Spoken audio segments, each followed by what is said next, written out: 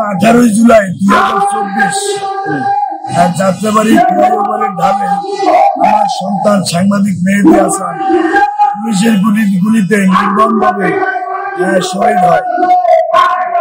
এই শহীদের সাথে জড়িত যাত্রাবাড়ি থানার তৎকালীন পুলিশ এবং আওয়ামী লীগের ফ্যাসিবাদ কিছু নেতা, এই যাত্রাবাড়ির নেতাদের সাথে ওর প্রায় সময় দ্বন্দ্ব হতো, অনেক সময় অনেক নিউজ নিয়ে।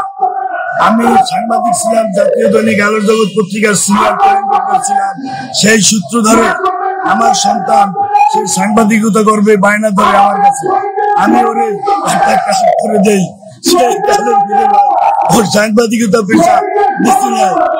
আমি জানতাম না সাংবাদিকতা পেশা মরতে হবে, জানতাম না, তাহলে ওর সাংবাদিকতা পেশা যেতে দিতাম না। তারপরও আমি খুশি, দেশের জন্য সে কাজ করেছে এবং দেশের জন্য উন্নয়নের কাজ করেছে, দেশকে বেশিবাদী সবকিছু জানিয়েছে, দেশের জনগণকে জানিয়েছে। এই জন্য ও দেশ শহীদ, এই জন্য আমার কাছে খুব ভালো লাগে। আমি বাবা হিসাবে আমি খুব কৃতজ্ঞ জানাই আমার সন্তানের কাছে। সে একজন বীর, আমি মনে করি সে একজন বীর।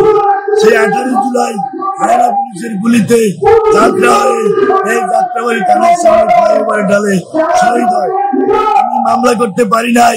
27 জুলাই 2024 পুলিশ হোসেন জায়েদ বাদী হয়ে মামলা করে 30,000 জামাত শিবির বিএনপি নেতা কর্মীদেরকে আসামি করে মামলা করে। সেই মামলার কারণে আমি 3 মাস মামলা করতে পারি নাই। আমি কোর্টের দুয়ারে দুয়ারে ঘুরেছি, আমি থানার বারান্দায় দৌড়েছি, আমি মামলা করতে পারি নাই। তৎকালীন সেই সময় আমি ডিসি অফিসে যাই, তাকে অনেক অনুরোধ করি এই মিথ্যা মামলাটাকে প্রত্যাহার মামলাটা প্রত্যাহার করে আমি মোশাররফ হোসেন বাদী মামলাটা সে নিয়ে নেয়।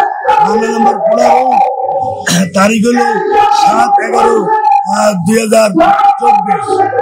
আমি এই মামলার কোনো অগ্রগতি পাইনি। আসামিকে ধরে না, আসামিকে খুঁজে না, এমনকি বাদীকেও বলে না যে আসামি ধরছি বা আসামি খুঁজতেছি, আসামি কোথায় আছে শনাক্ত করবেন। আমি বাদী, আমাকেও বলে না, বলবে কেমন করে? পুলিশ বাদী, পুলিশ তদন্ত কর্মকর্তা, আবার পুলিশই আসামি। এই পুলিশকে কেমনে ধরবে? সেই জন্য পুলিশকে ধরে না, এখনো সেই ফ্যাসিবাদী রয়ে গেছে।